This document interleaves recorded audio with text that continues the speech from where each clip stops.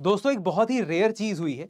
इसरो का पीएसएलवी का launch successful नहीं हो पाया है और पिछले कुछ महीनों में ये दूसरी बार ऐसा है जो पीएसएलवी का लॉन्च सक्सेसफुल नहीं हो पाया। तो हम ये देखेंगे कि पर्टिकुलरली इस पर्टिकुलर लॉन्च से हमें बहुत सारी उम्मीदें क्यों थी, why it is a disappointment that this could not be achieved in a proper manner. इस पर्टिकुलर मिशन के बारे में थोड़ा और डिटेल में समझने की कोशिश करेंगे और ये भी जानने की कोशिश करेंगे कि इस मिशन के सक्सेसफुल ना होने के क्या इंप्लीकेशंस हो सकते हैं और आगे के जो टाइमलाइन में हमारे स्पेस प्रोग्राम है उस पर इसका क्या असर पड़ सकता है। तो देखिए, सबसे पहले तो आपको यह पता होना चाहिए कि आज सुबह पीएसएलवी C62 पीएसएलवी यानी कि पोलर सैटेलाइट लॉन्च व्हीकल के 64th मिशन का लॉन्च होना था। इससे पहले आज तक पीएसएलवी सिर्फ 3 बार अनसक्सेसफुल रहा है अपने प्रोजेक्ट्स में। एक 1990s के दशक में, एक 2017 में और एक कुछ ही महीने पहले मई 2025 में पीएसएलवी C61 का भी कुछ इस तरीके से अनसक्सेसफुल मिशन गया था। तो बैक टू बैक कुछ ही महीनों के अंदर दो सेटबैक्स अगर इसरो को देखने को मिलते हैं तो ये मैटर ऑफ कंसर्न है। सबसे पहले इस पर्टिकुलर मिशन के बारे में जान लेते हैं। ये पीएसएलवी C64 जो मिशन है, it was suppose to take earth observation satellite that was created by DRDO, defence research development organisation के द्वारा बनाया गया एक सैटेलाइट लेके जा रहा था। इस सैटेलाइट के बारे में ज्यादा डिटेल्स पब्लिसाइज नहीं की गई, ये भी मैं आपको बता दूं that not many details have been publicized about this particular satellite। और मैं बताऊंगा कि ये hyper spectral imaging satellite basically किस चीज के लिए इस्तेमाल होती है, किस पर्पस के लिए इस्तेमाल होती है और हो सकती हैं। तो अगर हम बात करें, if we talk about this particular mission, ये 9th मिशन था जो एक कमर्शियल मिशन होने वाला था। मैंने आपसे जीएसएलवी मार्क 3 के MK3 के बारे में भी डिस्कस किया था रिसेंटली, जो भी एक कमर्शियल लॉन्च किया गया था। बहुत सारे मुल्कों के, देशों के सैटेलाइट्स को ऑर्बिट में डाला गया था। That was a successful mission.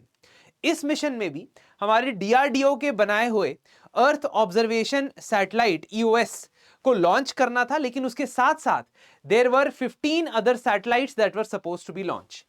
Along with these 15 satellites, 16वीं एक सैटेलाइट थी जो एक टेक्नोलॉजी डेमोन्स्ट्रेटर थी। वो सैटेलाइट नहीं थी बेसिकली, वो एक री एंट्री व्हीकल था। री एंट्री व्हीकल था मतलब उसे वापस एटमॉस्फेयर के अंदर आना था और साउथ पैसिफिक ओशन में लैंड करना था। अनफॉर्चुनेटली बाकी सैटेलाइट्स के साथ साथ वो सैटेलाइट भी अब स्पेस के अंदर कहीं मौजूद है और हम उसे ट्रैक नहीं कर पा रहे हैं। खैर, इसरो के इस पर्टिकुलर रॉकेट जिसकी हम बात कर रहे हैं, polar satellite launch vehicle PSLV, ये रॉकेट को वर्क हॉर्स माना जाता है क्योंकि ये Chandrayaan, Mars orbiter mission, Aditya L1, Astrosat, इन जैसे बहुत सारे मिशंस को सक्सेसफुली लॉन्च कर पाया है। तो फिर इस पर्टिकुलर रॉकेट में ऐसी क्या इशू आ रहे हैं जिसकी वजह से पिछले कुछ महीनों में इस लॉन्च व्हीकल के 2 बार अनसक्सेसफुल अटेम्प्ट्स गए हैं। थोड़ा सा देखने की कोशिश करते हैं। पीएसएलवी C62 एक ऐसा या पीएसएलवी आप कहो कि उसके ना बहुत सारे वेरिएंट होते हैं। पीएसएलवी का एक्सेल वेरिएंट है, पीएसएलवी का जीवी वेरिएंट है और ये वाला जो वेरिएंट था, ये पर्टिकुलर जो वेरिएंट था, this particular variant is called PSLV DL। ठीक है, और अब आप बताओ कि एक मतलब आप सोचोगे ये नाम क्यों आ रहे हैं। ये नाम इस वजह से आ रहे हैं कि जो आपका लॉन्च व्हीकल है उसकी स्टेजेस के हिसाब से ये नाम आ रहा है। कैसे? ये जो लॉन्च व्हीकल है ना, इसमें अल्टीमेटली पेलोड जो है, यानी कि जो सैटेलाइट जहां पे रखा जाता है, वो वाला सेक्शन ये है सबसे ऊपर। अब नीचे से स्टार्ट करें तो सबसे पहली स्टेज को बोलते हैं फर्स्ट स्टेज, स्टेज 1। पीएसएलवी में टोटल 4 स्टेजेस का इस्तेमाल होता है। तो पीएसएलवी की पहली स्टेज, स्टेज 1 के अंदर सॉलिड फ्यूल रखा जाता है। और क्योंकि इस वक्त सबसे ज्यादा थ्रस्ट या प्रेशर की जरूरत इसे पड़ती है ताकि ये लिफ्ट ऑफ हो सके, बिल्कुल जीरो वेलोसिटी से इसको लिफ्ट ऑफ होना है, इसी वजह से यहां पे स्ट्रैप ऑन मोटर्स लगाई जाती हैं। ये स्ट्रैप ऑन मोटर्स कितनी है इस पे डिपेंड करता है कि वेरिएंट का क्या नाम है। फॉर एग्जांपल डीएल के अंदर डबल 2 मोटर्स लगी होती हैं, ये 1 और ये 2। ये जो छोटा वाला यहां पे मोटर लगा हुआ है दैट इज फॉर नेविगेशन, और ये जो मोटर लगी हुई है दैट इज फॉर थ्रस्ट, की इनिशियल जंप देने के लिए। अब अगर आप डीएल की जगह एक्सेल वेरिएंट का इस्तेमाल करते तो यहां पे 6 स्ट्रैप ऑन मोटर लगे होते। तो depending upon the number of strap on motor attached to this stage you will come to know कि उसका नाम क्या है वेरिएंट का। फिर उसके बाद ये स्टेज अलग हो जाता है। तो मैं आपको यहां पे इस डायग्राम के थ्रू दिखाना चाहूंगा कि ये स्टेज सेपरेट हो जाता है फिर, ठीक है, एट अ पर्टिकुलर ऑल्टीट्यूड। और फिर सेकेंड स्टेज स्टार्ट होता है, सेकेंड स्टेज इग्नाइट होता है। Second stage is liquid stage. Liquid stage का या लिक्विड इंजन का इस्तेमाल 2 पर्पस के लिए किया जाता है। एक, वो ज्यादा फ्यूल एफिशिएंट होता है, और दूसरा उसको कंट्रोल करना बेटर होता है on from a remote location. तो इसीलिए जब आपको अनकंट्रोल्ड प्रेशर चाहिए, थ्रस्ट चाहिए, तब आप सॉलिड फ्यूल का इस्तेमाल करते हो, और जब आपको मैन्यूवरेबिलिटी चाहिए उस स्टेज में आप लिक्विड फ्यूल का इस्तेमाल करते हो। तो देखो अब इसको आपने डायरेक्शन देनी शुरू करनी है। You have to start giving it direction कि ये ऑर्बिट की डायरेक्शन में आ जाए। और अब इस स्टेज के बाद ये जो सेकंड स्टेज आती है ये भी अलग हो जाती है। तो every stage gets separated at a particular altitude. तो पहले ये वाला सारा अलग हो गया, गिर गया नीचे। ये वाला सारा सेकंड स्टेज जो है स्टेज नंबर 2, स्टेज नंबर 2 ये वाला, ये अलग हो गया, गिर गया। फिर स्टेज नंबर 3 ये वाला, ठीक है, दिस इज स्टेज नंबर 3। इसके अंदर भी सॉलिड फ्यूल होता है। तो जो पीएसएलवी है उसमें ऑल्टरनेटिव होता है, सॉलिड लिक्विड सॉलिड लिक्विड, ठीक है, इस तरीके से फ्यूल्स होते हैं। तो स्टेज 4 जो आखिरी स्टेज है ये वाला सबसे छोटा इधर लगा होता है स्टेज, जो सैटेलाइट के जस्ट नीचे है, उसके अंदर भी लिक्विड फ्यूल का इस्तेमाल होता है। तो अब इस पर्टिकुलर मिशन में प्रॉब्लम क्या आई? इस पर्टिकुलर मिशन में प्रॉब्लम ये आई, आप इस डेटा से देख सकते हो कि जब तक PS1 यानी स्टेज 1 सेपरेशन था तब तक सही था, ठीक है। PS2 का इंजन स्टार्ट हुआ और PS2 सेपरेट भी हो गया। PS3, PS का मतलब है स्टेज नंबर, तो स्टेज नंबर 3 का इग्निशन स्टार्ट हुआ, PS3 सेपरेट भी हो गया। बस इसके बाद जो वहां से डेटा मिला इसरो को, उसके अंदर यह पाया गया that there were some discrepancies, और इस डिस्क्रिपेंसी को जो इसरो के चेयरमैन साहब है वो एक्सप्लेन करते हैं शॉर्ट में, ब्रीफ में। वो बताते हैं कि this discrepancy was basically regarding the rotation of the rocket. तो उन्होंने ये टर्म यूज की रोल रेट डिस्टर्बेंस, ठीक है, roll rate disturbance which led to deviation from the path. तो अक्सर ये तब होता है जब रॉकेट के अंदर कहीं ना कहीं प्रेशर डिफरेंस क्रिएट होता है मोटर्स में। तो प्रेशर डिफरेंस जब क्रिएट होगा तो जिस तरीके से इसको जाना है उसमें ऐसा फोर्स लग सकता है कि ये रोटेट करने लगे, स्पिन करने लगे, और अगर ये स्पिन करने लगता है तो ये अपने टारगेट से दूर चला जाता है जहां पे इसे जाना था। अब हमारा पर्पस इन्वेस्टिगेशन करना नहीं है, वो इसरो का काम है। लेकिन अगर हम बात करते हैं कि इस मिशन में हमारा नुकसान क्या हुआ है, तो वन ऑफ द नुकसान which is supposedly there is of this earth observation satellite जिसका नाम अन्वेषा है।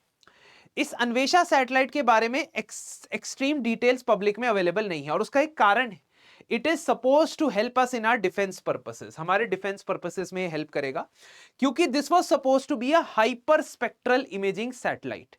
अब what is hyper spectral imaging satellite? देखिए, जो आपकी मान लीजिए टेलीस्कोप अगर आप लगाते हो आसमान में, या आप सैटेलाइट के तौर पे के ऊपर टेलीस्कोप माउंट कर देते हो, वो इलेक्ट्रोमैग्नेटिक रेडिएशन की किसी पर्टिकुलर फ्रीक्वेंसी के अंदर काम करता है।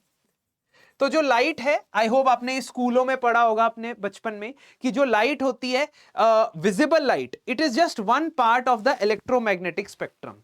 तो उसमें रेडियो वेव्स होती हैं, एक्स रेज होती हैं, माइक्रोवेव्स होती हैं, गामा रेज होती हैं, है ना, ऐसे बहुत सारी, डिपेंडिंग अपॉन उस लाइट की कितनी फ्रीक्वेंसी है ना, और उस लाइट का कितना वेवलेंथ है, उसके हिसाब से उसकी आप मार्किंग करते हो कि ये गामा रेज है, एक्स रेज है, यूवी रेज है, विजिबल लाइट है, etcetera, so on and so fourth. Generally जो इमेजिंग होती है वो एक पर्टिकुलर बैंड में या स्पेक्ट्रल बैंड में होती है, कि एक्सरे टेलीस्कोप है ना, जैसे चंद्रा एक्सरे टेलीस्कोप, तो वो जो इमेजेस लेता है चीजों की, आउटसाइड चीजों की, वो एक ही फ्रीक्वेंसी में लेता है। लेकिन यहां पे क्या होता है, यहां पे hyper spectral imaging uses the smallest of the smallest unit of a particular area into pixels, और उसकी हजारों हजारों फोटो वो ले लेता है।